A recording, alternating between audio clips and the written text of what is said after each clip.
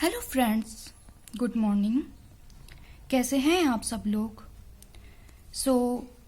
दिवाली तो आप सबने मना ही ली होगी, तो अपनी स्टडी पर वापस आ जाइए। और हमारा टॉपिक चल रहा है कॉम्प्लेक्स नंबर। हमारा आज का क्वेश्चन है what is purely real and purely imaginary complex number. सबसे पहले हम जानेंगे कॉम्प्लेक्स नंबर किसे कहते हैं। कॉम्प्लेक्स नंबर जो number a plus I B की फॉर्म में होते हैं उन्हें कॉम्प्लेक्स नंबर कहते हैं। Real part of z equal to a plus I B, real part of z is a and imaginary part of z is b। First question में हमें बताना है z equal to 2 minus 3i। तो बच्चों हमें पता है real part of z is 2 and imaginary part of z is -3 with sign.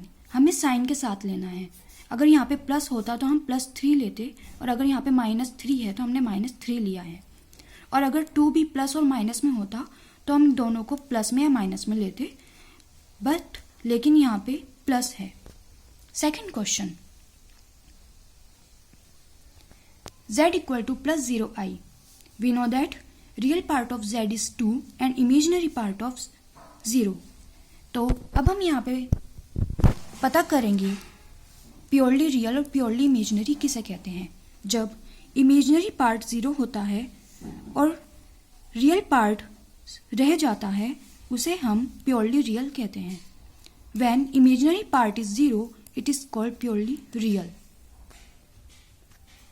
Third question, z equal to 4i plus 0 हमने खुद से एज्यूम किया है, वरना यहाँ पे question z equal to 4i ही था। हमें पता है कॉम्प्लेक्स नंबर में जब ओनली इमेजिनरी पार्ट रह जाता है और रियल पार्ट 0 होता है तो उसे हम प्योरली इमेजिनरी कहते हैं।